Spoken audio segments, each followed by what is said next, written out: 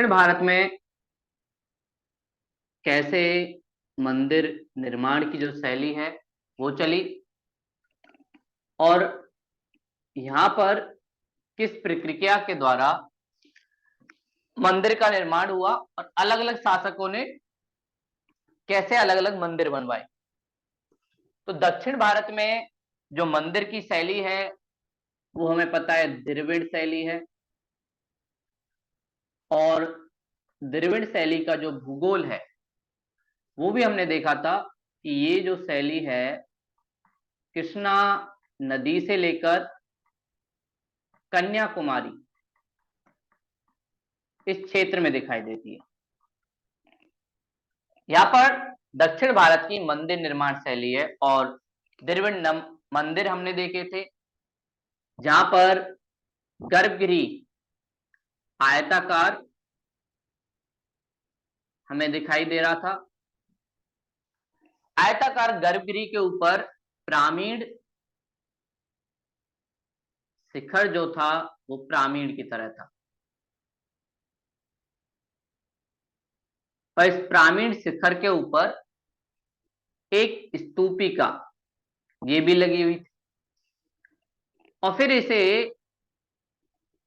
चारों तरफ से एक दीवार से घेर दिया जाता था जिसे हम कहते थे पारकोटा दीवार।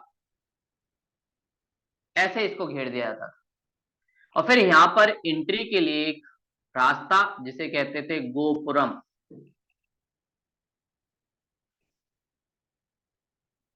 ऐसे दक्षिण भारत में हमें मंदिर दिखता है। गर्भगृह आयताकार शिखर पिरामिड की शेप में और ये ऊपर स्तूपिका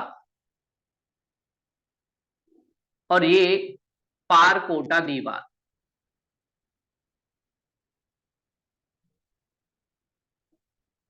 ऐसे पूरे दक्षिण भारत के मंदिरों का निर्माण हुआ है जो काफी भव्य है। दक्षिण भारत में मंदिरों के निर्माण की जो शुरुआत है वो मानी जाती है पल्लव काल से। पल्लव रूलर जो तमिलनाडु के एक क्षेत्र में रूल किया करते थे, इन्होंने ही मंदिर की नींव डाली दक्षिण भारत में।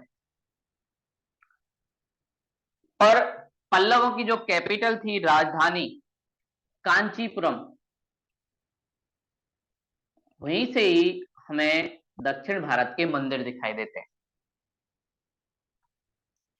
आगे चल के पल्लवों के विरासत को आगे बढ़ाया चोल साम्राज्य ने और चोल साम्राज्य के टाइम काफी बड़े बड़े मंदिर और चोल की विरासत को विजयनगर साम्राज्य। ऐसे दक्षिण भारत में मंदिर निर्माण की शैलियों का विकास हुआ। और पल्लवों की खास बात, शुरुआत में ये लोग जिस चीज का निर्माण करते थे या जिस चीज से करते थे उसे कहते थे काष्ठ कला। काष्ठ कला मतलब लकड़ी। पहले मंदिर लकड़ी से बनते थे लेकिन धीरे धीरे मंदिर निर्माण की शैली आगे बढ़ती गई और मंदिर निर्माण की शैली में काष्ठ कला से आगे चीजें जाने लगी। मतलब अब सिर्फ मंदिर लकड़ी से नहीं बना। पल्लव शासक जो दक्षिण भारत में थे, इन्होंने लकड़ी से मंदिर ना बनाते हुए इन्होंने पहाड़ियों को काटकर मंदिर बनवाना स्टार्ट किया। पहाड़ियों को काटते थे, उसके बाद मंदिर निर्माण की जो शैली थी उसको डेवलप किया। तो इससे एक नई परंपरा स्टार्ट हुई, नई शैली का भी निर्माण हुआ, इसमें पहाड़ियों को काटकर मंदिर निर्माण को रूप देने लगा। तो पल्लवों के अलग अलग शासक जिन्होंने इस प्रणाली को आगे बढ़ाया, जिसमें सबसे पहले महेंद्र वर्मन इनके एक प्रमुख राजा महेंद्र वर्मन, उन्हीं के नाम पर महेंद्र वर्मन शैली।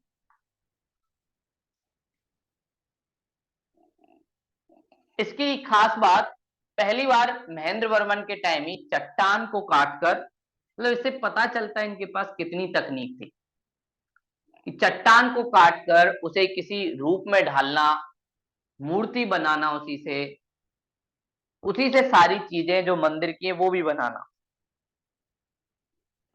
तो इन्होंने चट्टानों को काटकर मंदिर निर्माण की प्रक्रिया की शुरुआत की। और ये मंदिर काफी ज्यादा मनमोहक भी थे, मतलब लोगों को काफी ज्यादा आकर्षित करते थे अपनी तरफ। उसका कारण था कि इन्हें बनाया इस जगह से जाता, जैसे आज के टाइम में प्रेम मंदिर हमें दिखता है, वो चट्टान को काट कर नहीं है, लेकिन फिर भी उसकी कुछ डिजाइन ऐसे मिलती थी। ऐसे एक मंदिर पंच पांडव, जो महाभारत के एक किस्से से लिया है, तो पंच पांडव गुफा मंदिर, इसका निर्माण हमें दिखता है। और पंच पांडव गुफा मंदिर में एक तरफ गोवर्धन पर्वत उठाते हुए कृष्ण जी को दिखाया गया है, और ये कहानी हमने सुनी है कि भाई जब गोकुल में बहुत ज्यादा बारिश हुई तो कृष्ण जी ने गोवर्धन पर्वत उठा के वहां के लोगों को बसाया। ऐसे ही इन्होंने एक तरफ कृष्ण जी की उंगली पर गोवर्धन पर्वत बनाते हुए, उठाते हुए उन्हें दिखाया है, दूसरी तरफ वो गाय का दूध निकाल रहे हैं, तो गाय का दूध निकालते हुए उन्हें दिखाया है। और ये सारी चीजें एक ही पत्थर से बनी है, उसी चट्टान में ये सारी चीजें हुई हैं। तो इसके लिए बहुत ज्यादा तकनीक, साथ में कलाकारों की बहुत ज्यादा समझ और ज्ञान ये चाहिए। और इन्होंने बिल्कुल आंख से लेकर हर अंग तक बहुत सुंदर बनाया।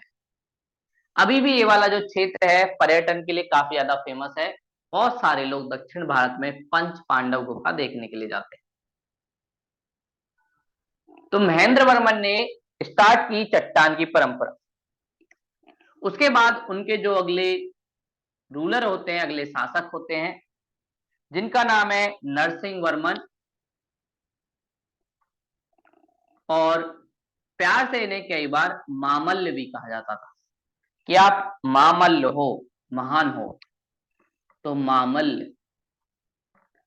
इन्हीं के नाम के आधार पर नरसिंह वर्मन या मामल्ल शैली बनी। जो महेंद्र वर्मन थे वो मंदिर का मंडप निर्माण करते थे, जहां पर साधु लोग बैठ सकते हैं और एक मूर्ति। लेकिन नरसिंह वर्मन थोड़े आगे गए और इन्होंने बोला मंदिर हो गया, मंदिर का मंडप हो गया, लेकिन एक और चीज होनी चाहिए। तो किसी ने पूछा क्या, तो बोले रथ, मंदिर का भी रथ होना चाहिए। तो इन्होंने मंडप के आगे रथ भी चट्टान से बनवाना स्टार्ट किया, इसलिए इनकी प्रणाली को बोलते हैं रथ मंदिर। तो रथ मंदिर बनवाने स्टार्ट किए नरसिंह वर्मन ने, और इन्होंने एक ही पत्थर से ये सब करवाया, चट्टान से काट कर ही अब चट्टान के अंदर ही रथ भी बनने लगा। और इन रथ मंदिरों को सामूहिक रूप से हम बोलते हैं सप्त पगोड़ा, 7 मंदिर एक साथ, पगोड़ा। तो इन्हें सप्त पगोड़ा मंदिर के नाम से जाना जाता है। यहाँ पर बहुत सारे मंदिर हैं, ये भी महाभारत के इंसिडेंट से लिया हुआ है। धर्मराज रथ, जो युधिष्ठिर को धर्मराज के नाम से भी जाना जाता है, सबसे बड़े जो थे। तो धर्मराज रथ मंदिर, साथ में अर्जुन मंदिर, तो काफी बड़े धनुर्धर पांडवों में, साथ में भीम काफी बलशाली, उनके लिए भी एक रथ मंदिर था। साथ में गणेश, शिव और पार्वती के पुत्र, उनके लिए भी मंदिर। साथ में द्रौपदी, पंच पांडवों की पत्नी द्रौपदी के लिए भी मंदिर बनाया गया। और इसमें सबसे बड़ा जो मंदिर है वो धर्मराज मंदिर है, ये सबसे बड़ा है। और सबसे छोटा जो मंदिर है वो द्रौपदी का है। ये सारी चीजें उस टाइम इन्होंने कैसे करी, कैसे इनके पास तकनीक थी, वो हमें आज भी सीख देता है। और इससे पता चलता है कि हमारे पूर्वज बहुत सारी तकनीक जानते थे जो आज तक हमारे पास नहीं है। हम बहुत सारे तकनीक का उपयोग करके तब जाके कलर दे पाते हैं। साथ में इन रथ मंदिरों की एक और खास बात, मूर्ति कला। इन मंदिरों के अंदर ही मूर्ति कला का भी विकास हुआ और पत्थर से ही मूर्तियां बनाई जाती थी, जिसमें देवी की मूर्ति, देवता की मूर्ति, ये सब आपको दिखेंगी। साथ में कई जगह राजाओं की मूर्ति भी साथ साथ। राजा भी थोड़ी वाहवाही लेना चाहता है, जनता को दिखाना चाहता है कि मेरे ऊपर भगवान का आशीर्वाद है, इसलिए देखो मैं उसके साथ हूं। तो नरसिंह वर्मन ने अपनी भी मूर्तियां कई मंदिरों में रखवाई, जिससे जनता उसको भी पूजे, उसको भी सम्मान दे, भगवान के समान। इसलिए इनकी मूर्ति कला भी काफी ज्यादा फेमस है। और इसका जो सेंटर बना दक्षिण भारत में एक क्षेत्र महाबलीपुरम, वो इसका एक सेंटर बना जहां पर ये सारे मंदिर स्थापित।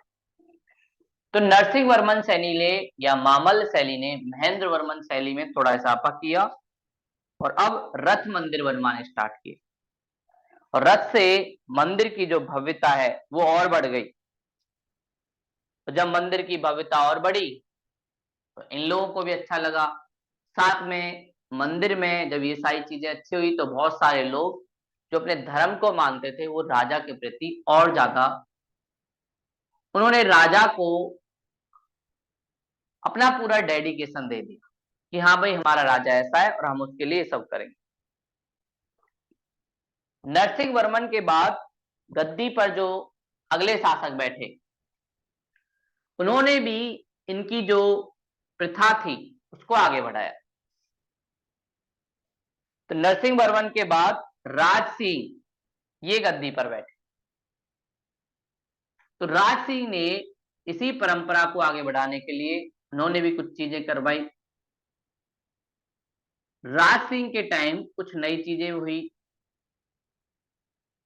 जो मंदिर कला को और ज्यादा मजबूत करती है। इनके यहाँ एक चीज जो हुई, पहले ज्यादातर मंदिर पत्थर से बन रहे थे, चाहे महेंद्र वर्मन के टाइम हो या फिर नरसिंह वर्मन के टाइम। राज सिंह के टाइम मंदिर पत्थर के साथ साथ ईंटों से भी बनने लगे। क्यों चट्टान को काटना, ईंटों से भी बना सकते हैं। तो ईंटों से मंदिर निर्माण की शैली का विकास राज सिंह के टाइम हुआ। और इन्होंने बहुत ऊंचे ऊंचे मंदिर बनवाए।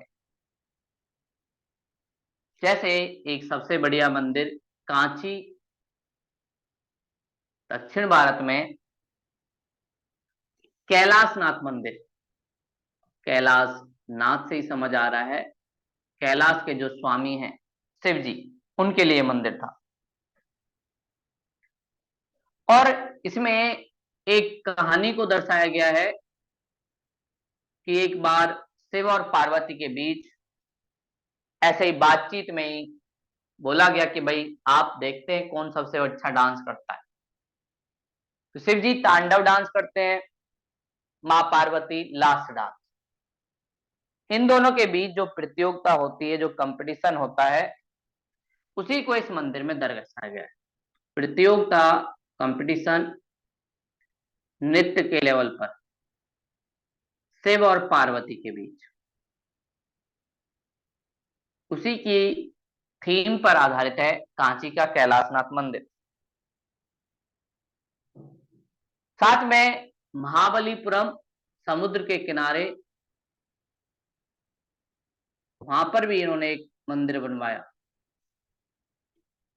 महाबलीपुरम में एक समुद्र तटीय मंदिर, जैसे हमने नागरसैनी में कोणार्क सूर्य मंदिर देखा था उड़ीसा में, ऐसे ही यहाँ पर समुद्र तटीय मंदिर, क्योंकि भारतीय परंपरा में सूर्य को काफी ज्यादा प्रमुख माना जाता है और सूर्य देवता की पूजा की जाती है। इसी से मित्रा एक संप्रदाय भी विकसित हुआ जो सूर्य की पूजा करता था। आज तक हम लोग सूर्य की पूजा करते हैं। लाखों करोड़ों श्रद्धालु उठने के बाद सूर्य को जल चढ़ाते हैं, क्योंकि सबका मानना है सूर्य के बिना जीवन अस्तित्व में नहीं रहेगा, और ये हकीकत भी है। बिहार जैसे क्षेत्रों में छठ पूजा भी उसी का प्रतीक हमें दिखाती है कि कैसे सूर्य देवता एक जीवनदायिनी का काम करता है, हम सब लोगों को जीवन देता है। तो ये सारी चीजें सूर्य जी के बारे में काफी प्रचलित है, इसलिए हमारी संस्कृति में सूर्य से जुड़े हुए मंदिर भी काफी ज्यादा बनते हैं। राज सिंह के बाद जो गद्दी पर बैठे चौथे शासक, जिनका नाम था नंद वर्मन, इनके यहाँ ज्यादा मंदिर नहीं दिखते और इससे पता चलता है इनकी आर्थिक हालत थोड़ी खराब थी। इनके यहाँ मंदिर बड़े छोटे छोटे बनने लगे, छोटे छोटे मंदिर, ना कोई नई डिजाइन का आना। इससे पता चल रहा है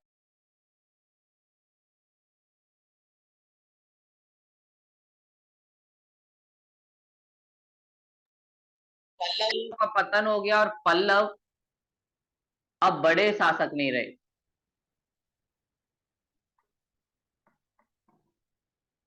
जो उनकी ताकत थी वो धीरे धीरे कमजोर हो रही। और नंद वर्मन का टाइम इस बात को दिखाता है, पल्लवों के पास ताकत नहीं है, इसका मतलब धीरे धीरे ये पल्लव लोग जो है उनका पतन होने लगा। पल्लवों का पतन स्टार्ट हुआ दक्षिण भारत में नंद वर्मन से। तो मंदिरों के निर्माण से हमें इतिहास के बारे में पता चलता है। जो राजा जितना भव्य मंदिर बनवाएगा, इसका मतलब उसकी आर्थिक हालत उतनी अच्छी थी। साथ में मंदिर बनवा रहा है, इसका मतलब उसका समाज के साथ भी संबंध अच्छा था। इसलिए समाज के लोग भी उसे बहुत सारी चीजें दान में देते होंगे मंदिर निर्माण में। और कोई भी राजा चाहेगा कि उसकी प्रजा शांति बनाए रखे, उसमें धर्म एक प्रमुख तरीका है जिसके द्वारा प्रजा को समझा सकते हैं।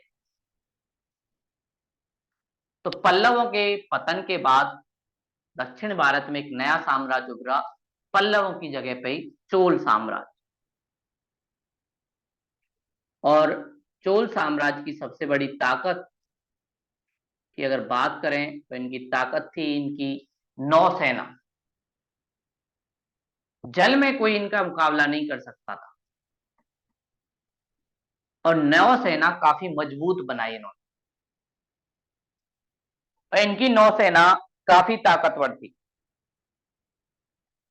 इसके बल पर ही इन्होंने बंगाल की खाड़ी को चोल झील में परिवर्तित कर दिया। मतलब अगर किसी को बंगाल की खाड़ी के द्वारा व्यापार करना है, चोलों की बिना अनुमति के नहीं कर सकते। साथ में जितने भी क्षेत्र जो दक्षिण से लेकर उत्तर भारत तक थे बंगाल की खाड़ी में, उन सबको इन्होंने जीत लिया। इतनी ताकत इनकी बढ़ गई थी। और इसी के बाद इन्होंने श्रीलंका का अभियान किया, श्रीलंका को भी जीता और वहां के शासक से बोला कि भाई हमें कर दो। ये सारी चीजें चोल साम्राज्य की ताकत थी।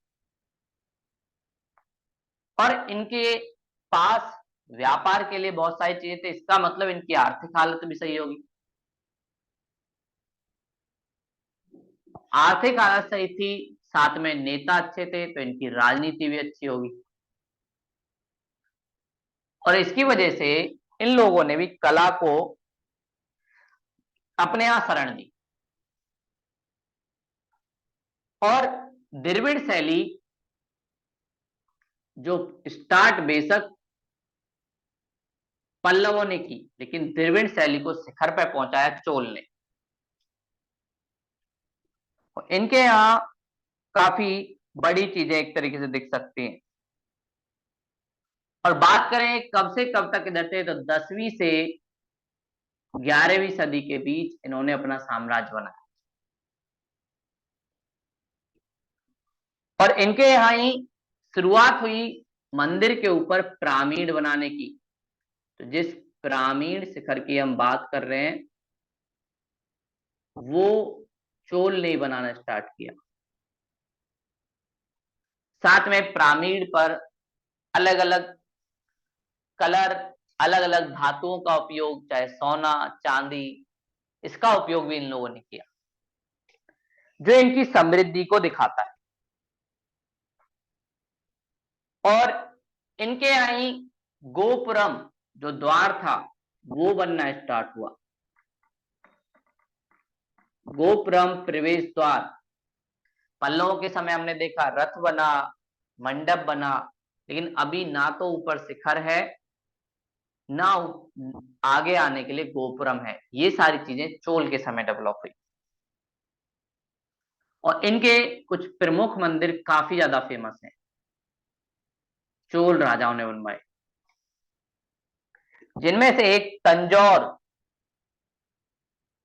तंजौर जो पड़ता है तमिलनाडु में। यहां पर एक राजा राजराजवन, जो चोलों के एक शक्तिशाली राजा थे, राजराजवन, इसने वृद्धेश्वर मंदिर, वृद्धेश्वर मतलब होता है बड़ा मंदिर, वृद्ध स्वर मंदिर बनवाया, तो काफी ज्यादा फेमस भी है। अभी भी ये मंदिर बना हुआ है। और ये भी शिव जी को लिए बनाया गया है। साथ में यहाँ पर नंदी की प्रतिमा, शिव जी का जो वाहन है नंदी, नंदी को माना जाता है कि अगर आपको शिव जी से कोई बात मनानी है, तो नंदी वो द्वारपाल है जिससे आप अपनी बात कह सकते हो। नंदी को अगर आपने अपनी बात मनवा ली, तो नंदी आपकी बात शिव जी तक पहुंचा देगा। इसलिए नंदी का काफी ज्यादा महत्व था शिव जी से जुड़ने का। और नंदी एक तरीके से साधक था जो हमेशा शिव जी के लिए सेवा करता रहता। तो ऐसे इन्होंने नंदी के लिए एक ही पत्थर से नंदी की प्रतिमा बनवाई, काफी बड़ी बनवाई। तो आप देखेंगे जब भी शिव जी का मंदिर होगा, तो उस मंदिर के साथ साथ नंदी भी दिखाई देंगे। तो नंदियों का महत्व ये था, एज अ दूत काम करते थे। किसी भी फरियादी की बात को शिव तक पहुंचाना हो, या शिव की बात को फरियादी तक पहुंचाना हो, उसमें बीच के काम करते थे नंदी लोग। कैलाश पर्वत पे भी आपको नंदी दिखेंगे। आगे चल के राजेंद्र वन के समय इसका बेटा गंगा का अभियान करेगा बंगाल में, और बंगाल को जीतने की कोशिश करेगा, और फिर वो जीत जाएगा। जब वो जीत जाता है, इसी याद में राजेंद्र वन एक मंदिर बनवाता है एक नए शहर में, गंगई कोंड चोलपुरम, गंगई कोंड चोलपुरम, मतलब गंगा नदी पर हमने नियंत्रण कर लिया है और चोल साम्राज्य का कब्जा है। और गंगा नदी इसलिए महत्वपूर्ण थी क्योंकि मीठा पानी, साथ में जमीन काफी उपजाऊ, तो वहां से आपको भू राजस्व काफी मिल सकता है।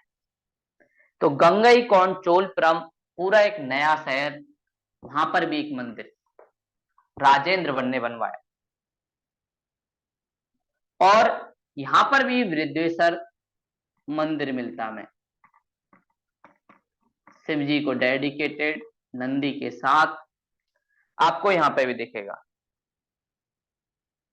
और यहां पर भी एक विशालकाय नंदी की प्रतिमा हमें दिखती है। तो ऐसे चोल जो शासक थे उन्होंने ये सारी चीजें करवाई। और चोल मंदिरों के बारे में एक घूमता घूमता व्यक्ति पहुंचा भारत में। कुछ यात्री लोग जैसे आते थे, जैसे हम लोग घूमने जाते हैं, ऐसे एक यात्री फर्ग्यूसन आया और वो बोलता है चोल के जो कलाकार हैं वे लोग सामान्य आदमी नहीं है। चोल के कलाकार राक्षस की तरह सोचते हैं, की तरह सोचते हैं। उनके सोचने का तरीका राक्षसों की तरह है। और तराशने का तरीका वो बिल्कुल ऐसा है जैसे जौहरियों का, जैसे सुनार ज्वेलरी बनाते समय में पूरी नक्काशी करता है, हर सोने के छोटे छोटे से अंक को पूरा एक तरीके से बढ़िया से बना देता है। ऐसे ही चोल साम्राज्य के कलाकार अपनी मंदिर निर्माण कलाकृति में करते हैं। तो ये एक तरीके से उनकी भव्यता की बात करते हैं। तो चोल साम्राज्य के समय एक तो राजराज वन के समय निर्माण हुआ वृद्धेश्वर मंदिर का, दूसरा राजेंद्र वन के समय गंगई चौंडपोल क्रम का निर्माण हुआ। ये सारी चीजें चोल साम्राज्य की ताकत को दिखाती हैं। चोल के बाद दक्षिण भारत में ही कर्नाटक और उसके एरिया में एक नए साम्राज्य का जन्म हुआ जिसका नाम है राष्ट्रकूट।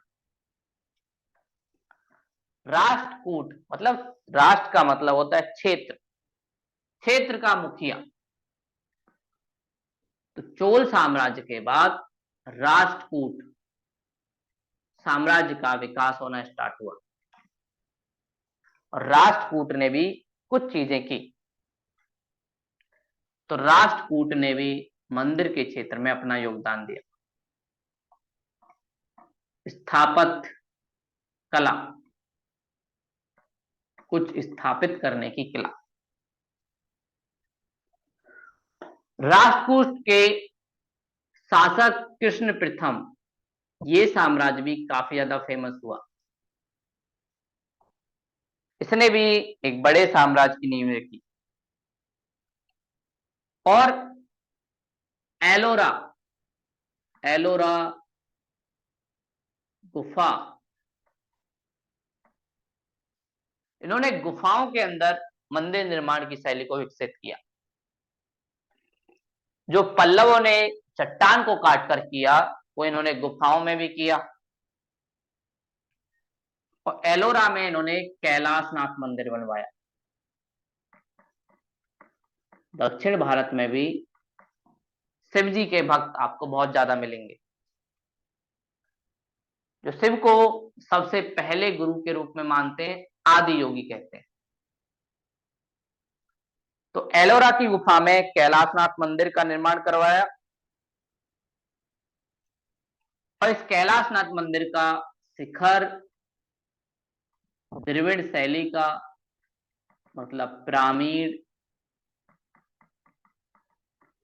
ये शिखर इसमें दिखता है जो यहाँ की भव्यता को दिखाता है।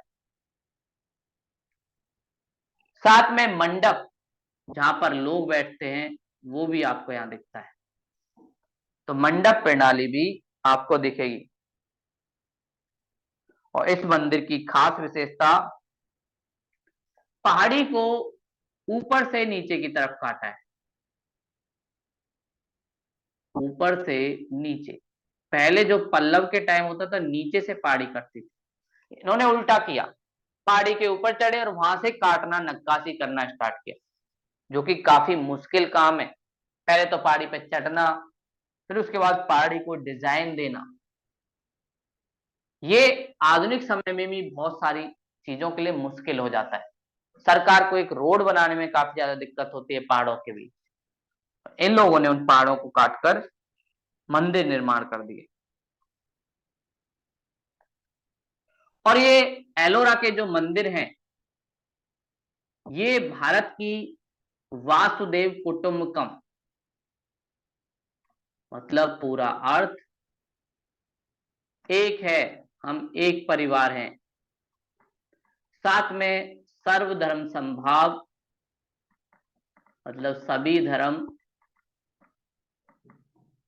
साथ साथ रह सकते हैं, उस धारणा को दिखाता है।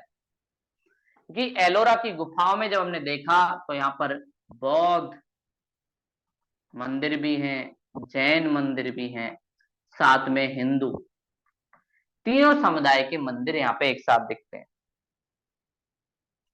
और इसलिए एलोरा गुफाओं के बारे में पूछा भी जाता है। तो राष्ट्रकूट शासकों ने एलोरा गुफाओं का निर्माण करवाया और फिर वहां पर बौद्ध, जैन, हिंदू जो मंदिर हैं वो भी बनवाए। राष्ट्रकूट के समय ही एलोरा के पास में ही महाराष्ट्र में एलिफेंटा गुफा, इससे पता चल रहा है हाथी काफी ज्यादा होंगे इस गुफा में। और एलिफेंटा गुफा में एक कहानी को दिखाया गया है जो हमारे धर्म में चलती है। कहानी यह है कि एक बार शिवजी से पार्वती जी ने पूछा कि आप मुझे कितना प्रेम करते हो। शिवजी ने कहा बहुत करता हूं, तो मेरे लिए क्या कर सकते हो। शिवजी ने कहा जो मेरा अंश है उसका आधा तुम हो। पार्वती जी ने कैसे। तब शिवजी ने बोला कि आप मेरे अंदर आओ, फिर मैं आपको दिखाता हूं। और वहीं से शिवजी का अर्धनारीश्वर, आधे पार्वती आधे शिव, ये वाला रूप हमें दिखता है। और इस अर्धनारीश्वर की कहानी के थीम पर ही एलिफेंटा गुफा में मंदिरों का निर्माण किया गया। और ये शिव की भक्ति और उनकी प्रतिमा को दिखाते हुए लैंगिक आधार पर जो भेदभाव किया जाता है उस पर चोट करता है कि हाँ, हर इंसान में दोनों चीजें।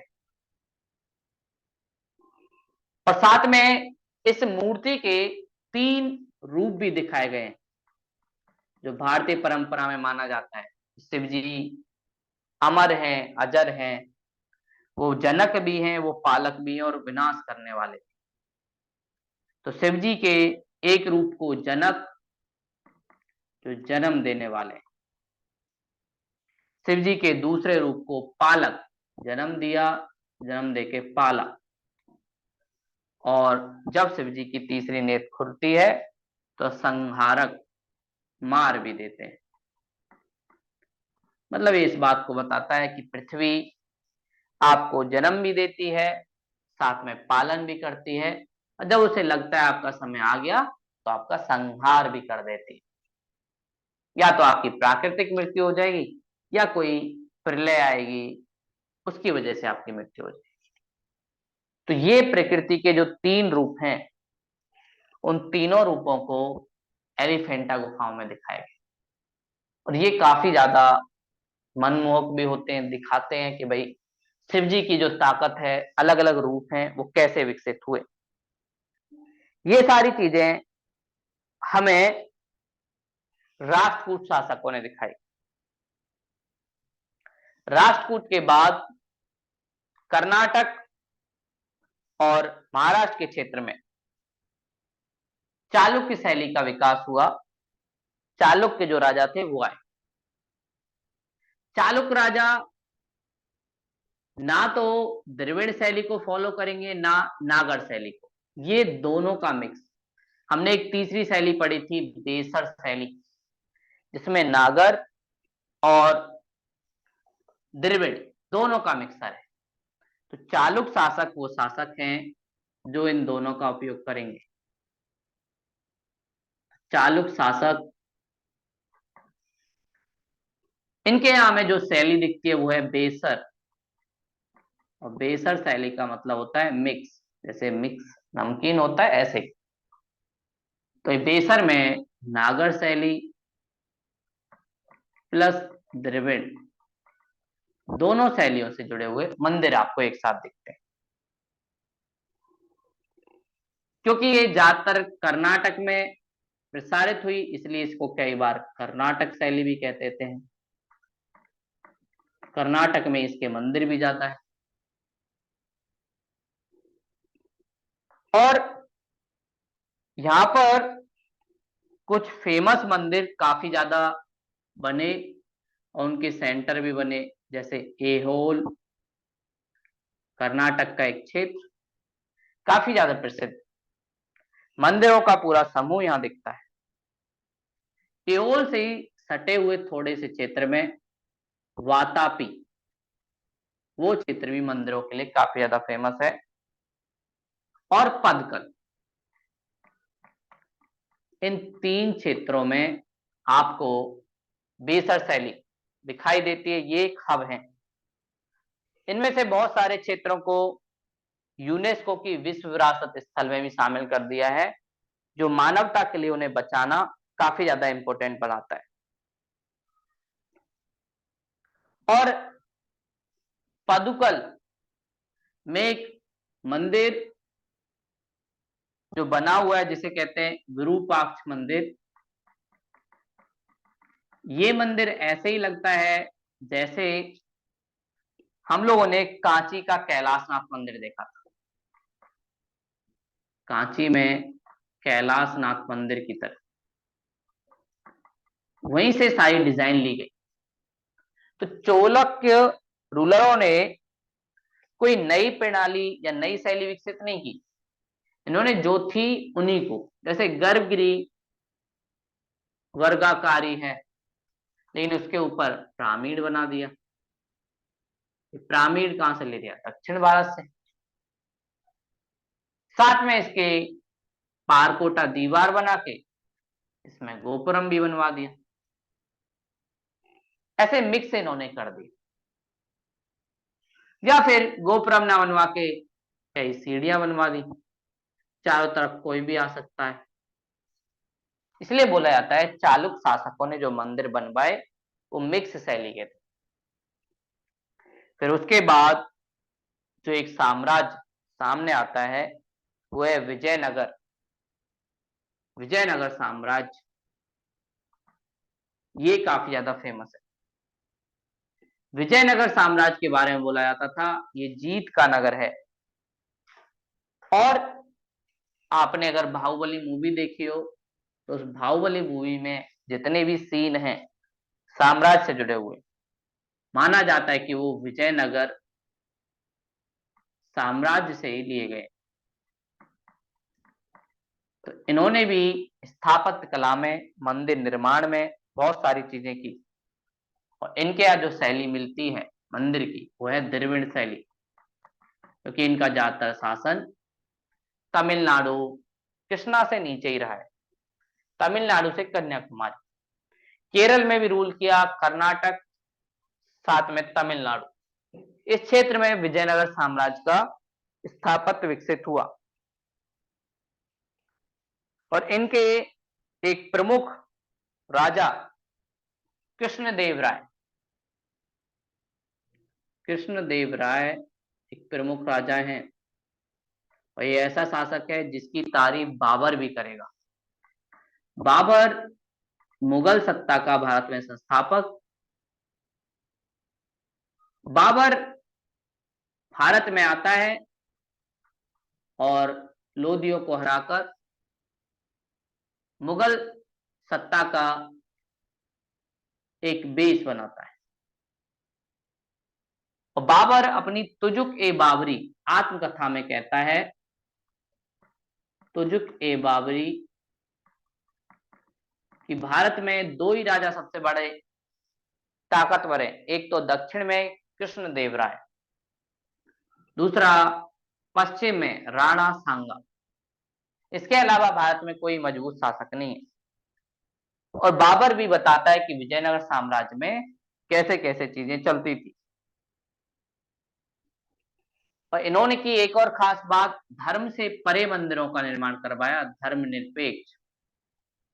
विजयनगर की खास बात, सभी धर्मों का सम्मान। फिर उसके बाद कृष्णदेव राय ने विट्ठल स्वामी मंदिर,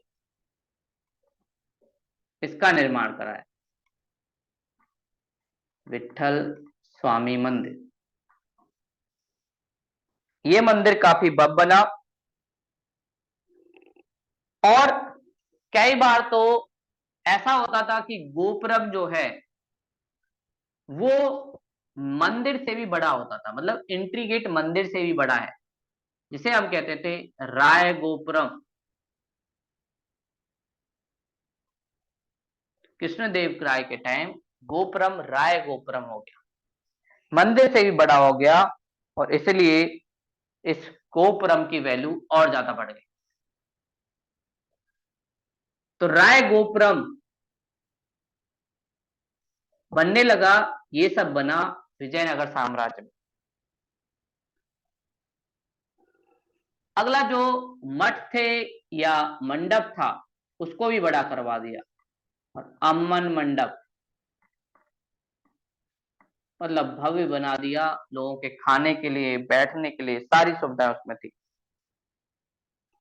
साथ में आगे जाके मंदिर कल्याण का काम भी करने लगे, इसलिए उसे बोला जाने लगा कल्याण मंडप, कि भैया जिसको खाना खाना है विजयनगर साम्राज्य के इस मंदिर में चला जाए, कल्याण होगा आप लोग। साथ में देवी पूजा और विशाल सभा भवन इस मंडप में बनने लगे। भैया जिसको देवी पूजा करनी है करे, जिसको भजन कीर्तन करना है करे, ये सारी चीजें इस विजयनगर साम्राज्य के टाइम बनने लगी। विजयनगर साम्राज्य में ही बना हुआ एक और मंदिर लेपाक्षी, वो भी काफी ज्यादा फेमस हुआ। और ये मंदिर नंदी प्रतिमा के लिए जाना जाता है। यहां पर भी नंदी प्रतिमा बनी, काफी भव्य, काफी विशाल। और ये देश में एक ही पत्थर से बनी सबसे बड़ी नंदी प्रतिमा है, सबसे बड़ी। हमने कई जगह नंदी देखा, लेकिन सबसे बड़ी लेपाक्षी मंदिर में मिलेगी, एक ही पत्थर से। और लेपाक्षी मंदिर में एक नृत्यशाला बनी है, और ये शिव और पार्वती एक कंपटीशन को फिर से दिखाती है।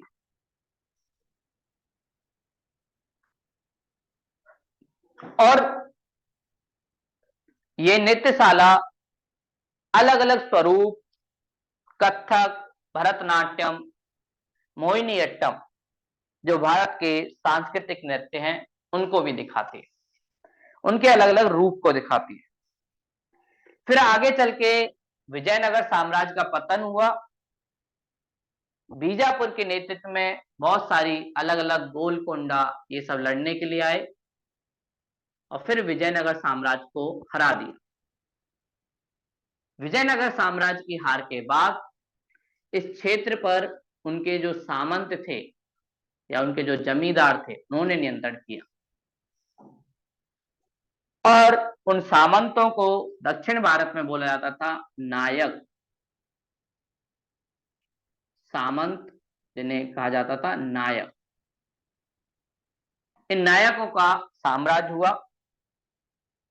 इसलिए विजयनगर साम्राज्य के बाद नायकों ने मंदिर निर्माण की शैली को आगे बढ़ाया।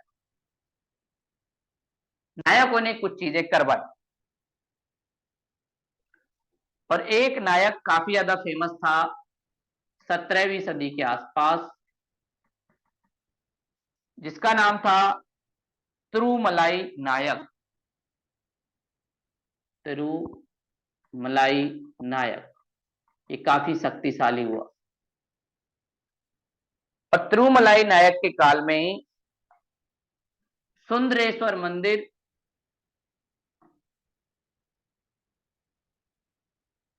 और साथ में एक मंदिर और बना, मीनाक्षी मीनाक्षी मंदिर, ये भी बना। और सुंदरेश्वर में जो मंदिर है उसकी मेन मूर्ति शिव की है, और मीनाक्षी में उनकी पत्नी पार्वती, माता पार्वती की मूर्ति दिखती है। ये दोनों मंदिर आसपास ही बने हुए हैं,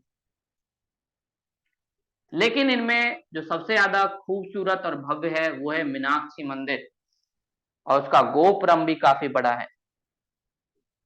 इसलिए इन दोनों मंदिर को, पूरे प्रांगण को हम लोग मीनाक्षी मंदिर के नाम से जानते हैं, मीनाक्षी प्रांगण के नाम से जानते हैं, क्योंकि मीनाक्षी मंदिर की नक्काशी काफी ज्यादा फेमस है। इसके गोपुरम पे ही बहुत सारी मूर्तियां हैं, छोटी छोटी मूर्तियों बनाई गई हैं, और मंदिर की दीवार जो है उस पर भी बहुत सारी मूर्ति बनाई गई है। पूरा मंदिर ऐसे लगता है मूर्तियों का एक समूह हो, और इससे बहुत अच्छा लगता है। साथ में स्तंभ जो हैं उन पर भी मूर्तियां हैं अलग अलग कलर की, छोटे से बच्चे से लेकर बुजुर्ग आदमी तक सबकी मूर्तियां। और साथ में एक विशाल सरोवर, जहां पर पवित्र माना जाता है, अगर आप वहां पर स्नान करते हैं, वो भी इनके यहाँ दिखता है। साथ में दक्षिण भारत के जो मंदिर हैं वो आर्थिक, चाहे बैंक का काम करते हो या ऋण देने का काम करते हो, साथ में सामाजिक, समाज के जो तीज त्योहार हैं वो भी मंदिर से जुड़े हुए थे।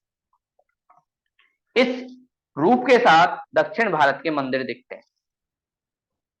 साथ में प्रांगण में मंदिर के बाजार लगता है, जहां लोग अपनी जरूरत के सामान, जो लोग बेचना चाहते हैं वो अपनी इनकम का भी काम कर सकते हैं।